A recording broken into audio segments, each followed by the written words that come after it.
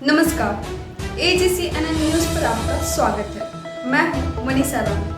प्रस्तुत है आज का मुख्य समाचार। बीजापुर नक्सल मोर्चे पर बड़ी सफलता, 103 नक्सली सरेंडर होकर लौटे मुख्यधारा में। छत्तीसगढ़ के बीजापुर जिले में नक्सल मोर्चे पर पुलिस और सुरक्षा बलों की लगातार कार्रवाई का असर दिखाई दिया है। जिले में हाल ही में 103 नक्सलियों ने सरेंडर कर मुख्यधारा में लौटने का फैसला किया है। सरेंडर करने वालों में 80 पुरुष और 23 महिलाएं शामिल हैं।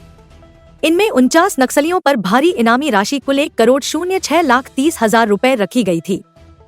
इस बड़े सरेंडर से यह स्पष्ट होता है कि नक्सली लगातार कमजोर पड़ रहे हैं और उनकी संगठनात्मक क्षमता घट रही है।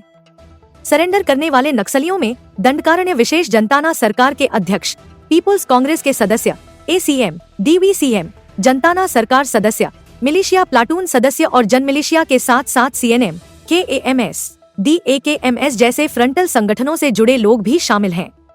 यह कदम यह दर्शाता है कि नक्सली अब मुख्यधारा का रास्ता चुन रहे हैं और उनके हौसले में कमी आई है। बीजापुर पुलिस ने बताया कि सरेंडर करने वाले नक्सलियों को शासन की नीति के तहत 50-50 हजार रुपए की प्रोत्साहन राशि दी गई।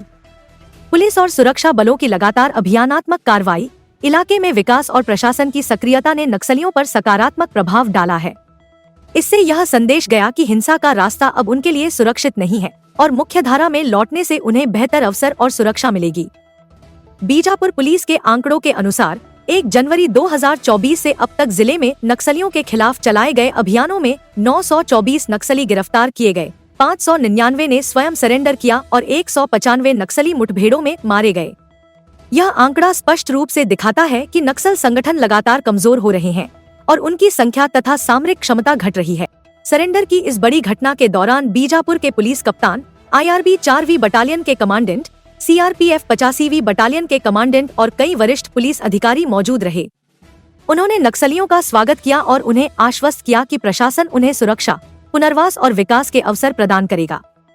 इस मौके पर अधिकारियों ने यह भी कहा कि जिले में शांति और सुरक्षा बनाए रखने के लिए सभी संसाधनों का प्रयोग किया जाएगा और मुख्यधारा में लौटने वाले नक्सलियों को पुनर्वास योजना के तहत सभी सुविधाएं प्रदान की जाएंगी।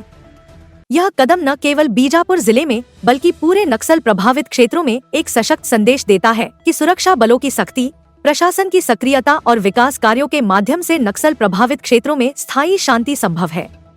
सरेंडर करने वाले नक्सलियों की संख्या में वृद्धि यह बताती है कि हिंसा और उग्रवाद का रास्ता अब कमजोर हो चुका है और युवा नक्सलियों के लिए मुख्यधारा में लौटना एक सुरक्षित और सम्मानजनक विकल्प बन गया है।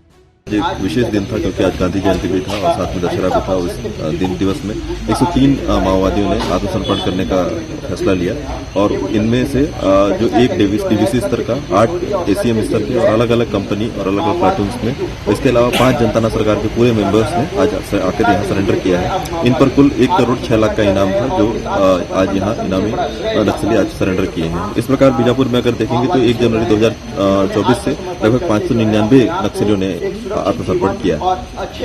देखिए, जिस प्रकार से पूरे की पूरी जनताना सरकार जो इनकी पूरी RPC होती है वो आकर सरेंडर कर रही है, तो उससे ये लगता है कि कहीं न कहीं इनकी इनका जो एक संगठन है वो बिखर रहा है।